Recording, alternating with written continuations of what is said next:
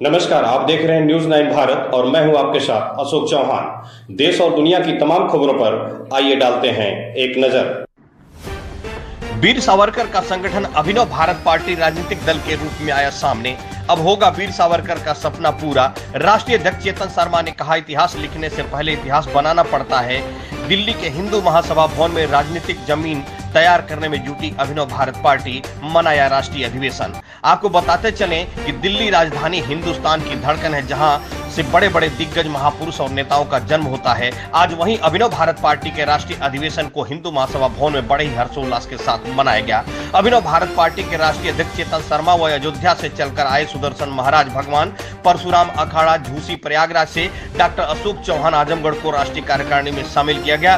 साहिल उपाध्याय आजमगढ़ से, Suresh Panda high court advocate Odisha, Sridhar Telugu Telangana, इस तरह से महाराष्ट्र, उत्तर प्रदेश, बिहार, झारखंड, महाराष्ट्र, मध्य प्रदेश, राजस्थान, उत्तराखंड, हरियाणा से लगभग 20 प्रदेशों के कार्यकर्ताओं को अभिनव भारत पार्टी का जिम्मेदारी सौंपी गई। अभिनव भारत का अर्थ है पूर्णतया नया भारत, सक्षम भारत, समर्थ भारत, स्वस्थ भारत, सच्च शिक्षित भारत, स्वावलंबी भारत अर्थात बलशाली भारत का निर्माण करना, वीर सावरकर के सपनों को पूरा करना।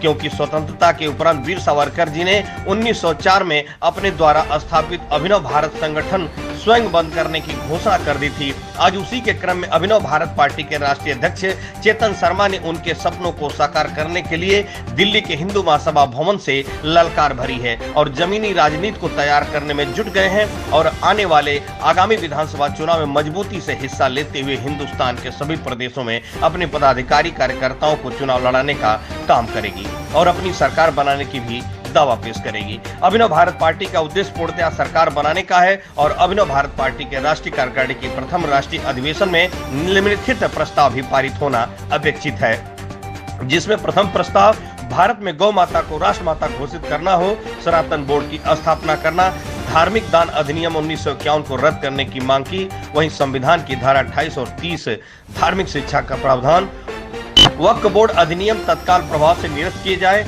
पांचवा मांग है महात्मा गांधी को राष्ट्रपिता लिखने बोलने पर कानूनी अपराध माना जाए। पाकिस्तान अधिकृत जम्मू कश्मीर के विस्थापित हिंदुओं को न्याय दिया जाए।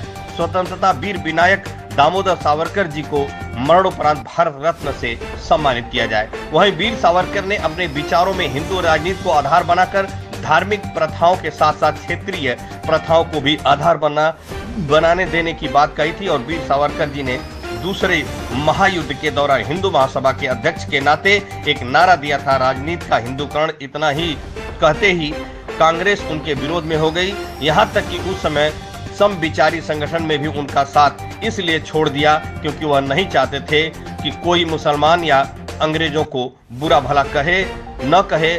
और कार्यक्रम के अंत में अभिनव भारत पार्टी के राष्ट्रीय अधिवेशन में आए हुए सभी कार्यकर्ताओं व पदाधिकारियों का धन्यवाद ज्ञापित किया। वहीं मीडिया से बातचीत के दौरान अभिनव भारत पार्टी के राष्ट्रीय अध्यक्ष ने क्या कहा, आइए सुनते हैं उनकी जुबानी संवाददाता अशोक चौहान की खास रिपोर्ट। मैं चेतन शर्मा, राष्ट्रीय अध्यक्ष अभिनव भारत पार्टी। आज हिंदू महासभा में, दिल्ली के हिंदू महासभा में किस तरह का कार्यक्रम आपके द्वारा आयोजन किया गया और क्या है पूरा इसके बारे में? आज ये जो कार्यक्रम आयोजित किया गया है, ये अखिल भारत हिंदू महासभा भवन के अंदर आज हमने जो है अभिनव भारत पार्टी का पहला राष्ट्रीय अधिवेशन जो है उसका आयोजन किया था। क्या उद्देश्य था इसका?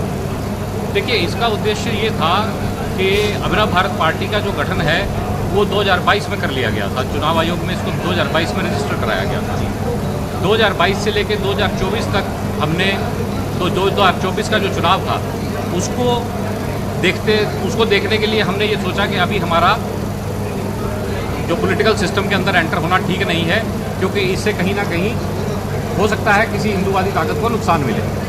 लेकिन आज हमने ये 2024 के बाद हमने ये देखा है, निरंतर पिछले 10 साल से हिंदू इस देश में ठगा जा रहा है और हिंदुत्व के नाम पे जो वोट मांगा जा रहा है उसमें कुछ नहीं हो रहा। सिर्फ तथाकथित हिंदू जो हैं वो लोगों को ठग रहे हैं और इसलिए हमारा यहाँ अखिल भारत हिंदू महासभा भवन के अंदर अधिवेशन करने का एकमात्र कारण ये था कि इस प्रांगण में जहाँ आप बैठे हैं, इस मिट्टी की खुशबू में कहीं ना कहीं एक समय ऐसा रहा है जब वीर सावरकर जी जिनकी विचारधाराओं को लेकर ये अभिनव भारत संगठन बना था और उसके बाद आज इसको हमने एक राजनीतिक दल के रूप में ले आए हैं।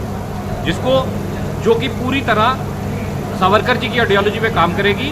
अखंड भारत का हमारा एजेंडा रहेगा और हम जो है पूर्णतः इसलिए यहाँ पे करना चाह रहे थे क्योंकि इस हिंदू महासभा भवन के प्रांगण में कभी का कभी सावरकर जी यहाँ के राष्ट्रीय अध्यक्ष हुआ करते थे और हमारा ये मानना था कि हम यहाँ से उनका आशीर्वाद प्राप्त कर कर ही बाहर निकले।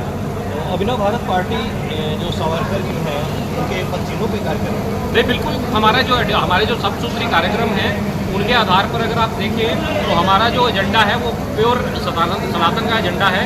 हम किसी भी दल के साथ या किसी भी अपनी विचारधारा के साथ हम किसी भी लेवल पे कोई कंप्रोमाइज़ नहीं करेंगे।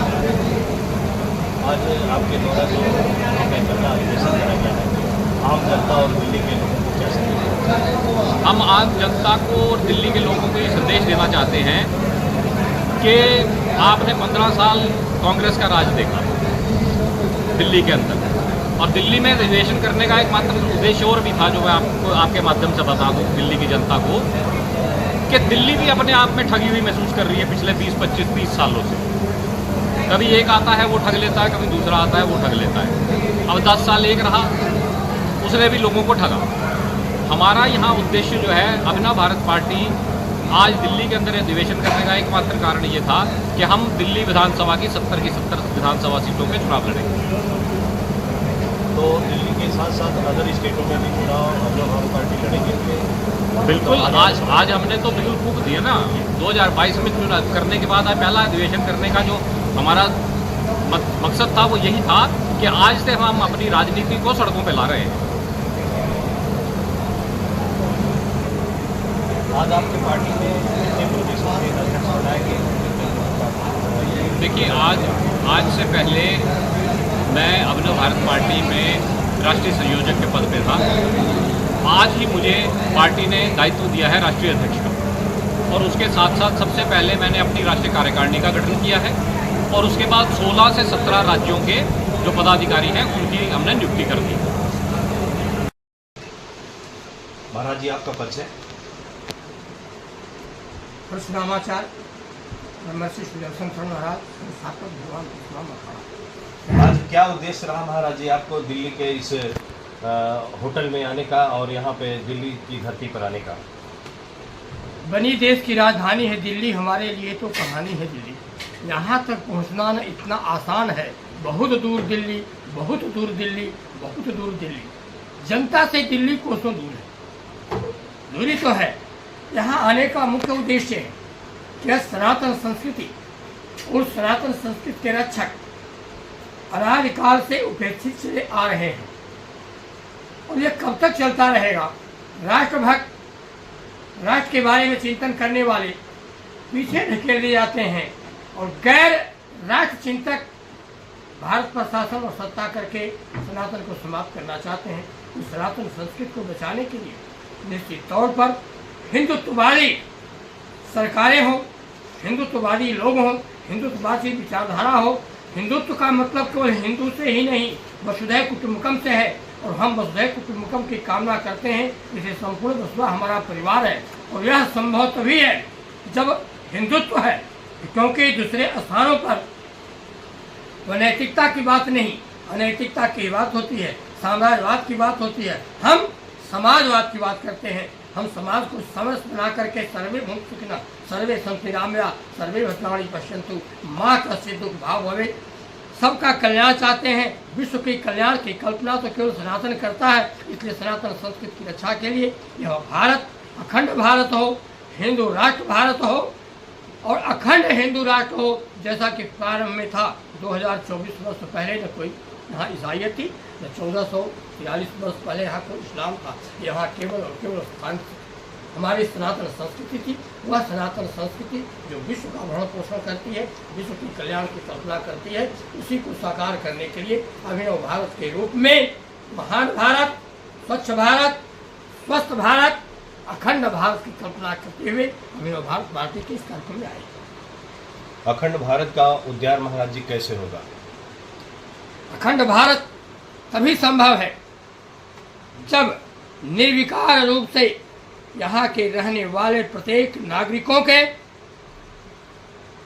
उनके मान सम्मान की सुरक्षा करते हुए भारत माता की जय बोलने वाले ही, इस पृथ्वी को माता समझने वाले ही इस पृथ्वी का कल्याण कर सकते हैं, अखंड भारत की कल्पना कर सकते हैं। वरना 9 खंडों का यह जो भारत 9 खंडों में है, भुवन 4 10 और 9 खंडा 34 व्यापक प्रचंडा, तो ऐसे भारत का जो प्रचंड विश्व गुरु की कल्पना थी, वह खंड खंड करने के लिए लोग तैयार हैं, वह खंड खंड न होने पाए। इसलिए अभिनव भारत, महान भारत और अखंड भारत की कल्पना।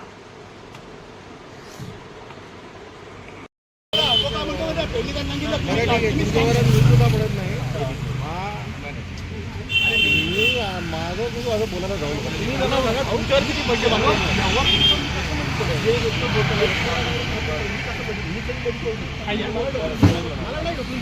तुझ्या जागी मी असतो ना, मी पडलो तुझ्या जागी मी उड़ीसा से आया है और आज का जो प्रोग्राम था हिंदुत्व माता साधु को सुरक्षा के लिए एक अभिनव व्यवस्था है। यहाँ पे सारा राष्ट्र एकजुट हुआ है और राष्ट्रवासी से जो लीडिंग ले रहे हैं यहाँ पे आज दिल्ली में आए हुए।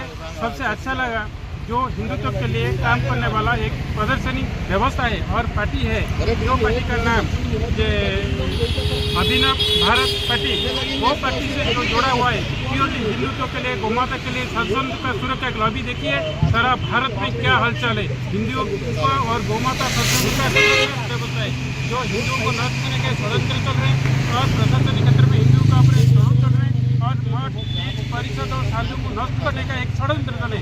इसका मुकाबला करने वाले आगे को यहाँ पे अभिनव भारत पार्टी गठन हुआ है और अभिनव भारत पार्टी में सारा हिंदुओं का लीडर अभी खड़ा हुआ है और शपथ ले रहे हैं कैसे आगे हिंदुत्व को बचाने के लिए, भारत को सुरक्षा देने के लिए, गौमाता को सुरक्षा देने के लिए तो व्यवस्था यहाँ पे आज शुरू हुआ। बहुत अच्छा लग रहा है और आगे जरूर हिंदुत्व गौमाता साधु संत का सुरक्षा के लिए अभिनव भारत पार्टी जरूर आएंगे। ये हिंदुओं का सारा विश्वास और भरोसा है।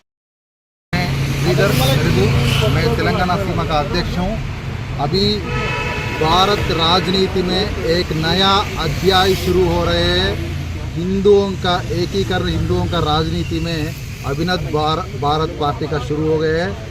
हम मिलजुल के तेलंगाना में काम करेंगे और तेलंगाना में अगले 5 साल में अधिकार में ले लेंगे।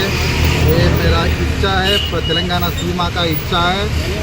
जय अभिनव भारत पार्टी, जय गौ माता, भारत माता की जय। बन गया, किन्नर अखाड़ा बना और यही नहीं, अखाड़ों की तो भरमार आई हुई है। तो आप सत्य सिखाओ, साथ के सत्य सिखाओ, क्योंकि राम उसके चाचा जिस विद्यालयों से पीएचडी किए थे उसे अपने बच्चों को सभी विषयों का पीएचडी कराओ, उनको सत्य भी पकड़ाओ ताकि वो सत्य से अपने ऊपर आक्रमण करने वाले का बंद करे और मोबाइल से उसके वीडियो बना करके सोशल मीडिया पर डाले। अगर हमारे हिंदू सनातन संस्कृति पर कोई भी कुठाराघात करेगा उसका यही हम सत्य करेंगे, देश के तौर पर बना भी जाए। इसलिए बताओ बहनों, कोई नई दिशा भी नहीं है। रानी लक्ष्मीबाई, दुर्गा की कर्मावती सभी ने अपने गौ बचाने का कार्य किया, सनातन संस्कृति को बचाने का कार्य किया, जो हौसला दिखाया। मां भगवती अब्दुल्ला ने ब्रह्मांड गुरु महेश को भी नंगा बच्चा बना दिया कारागार में अपने सत्य की परीक्षा देने के। मैं ध्यान रखना मुझे है, इसलिए क्योंकि समय का समय ही सब कुछ है। अभी कई वक्ता हमारे हैं और उनकी भी बात उनके निवेदन है, इससे सबके अपनी अपनी बात आनी चाहिए। महादाया शुर्णिवावशिष्यते ओम शांति शांति शांति। लेकिन शांति से जब काम न चले तो करना क्या चाहिए? करो शांति शांति शांति। क्योंकि उस समय क्रांतिकारी सावरकर जी ने रूस से लेकर के, इटाली से लेकर के, जापान से लेकर के, अफ्रीका से लेकर के इस धरती पर रहने वाले 10 राष्ट्रों के अंदर भारत के क्रांतिकारियों का चाप फैला रखा था। तो भारत माता की जय बोलने बुलवाने का कार्य करते थे। इसी के साथ अपनी बाड़ी को ज्यादा बोल गया हुआ मनन चिंतन करते हुए। हाँ, एक चीज और है भाई, हमने कोई राजस्थान से चलकर आया है, अभी तो यह पहली बैठक है, अभी यह पहली बैठक है और राष्ट्रीय अधिवेशन है जिसमें हम सबको उनके दायित्वों के बारे में हमारे राष्ट्रीय अध्यक्ष जी उनको बताएंगे। पार्टी का कैसे कार्य करना है, पार्टी का उद्देश्य क्या है, अभिनव भारत पार्टी है क्या, इसका मकसद क्या है, और साफ तौर पर आप लोगों को दिखाई दे रहा है सामने कि राजनीति का हिंदूकरण और हिंदुओं का सैनिकरण। यहाँ हमारी सैन्य जो है एक फौज के रूप में मानी जाती है, और अभिनव भारत पार्टी की हमारी फौज हमारे सामने जो है बीड़ा उठाती है। और मैं आपको बताना चाहूंगा कि न जाने कौन कब जिंदगी का हिस्सा बन जाए। अब हम लोग इस कार्यक्रम के दूसरे सत्र को शुरू कर रहे हैं। मैं राष्ट्रीय अध्यक्ष श्री चेतन शर्मा जी से निवेदन। यहाँ खबरों का सिलसिला कभी नहीं थमता, सिर्फ और सिर्फ बने रहिए न्यूज़ 9 भारत पर। अब चाहूंगा इजाजत, नमस्कार।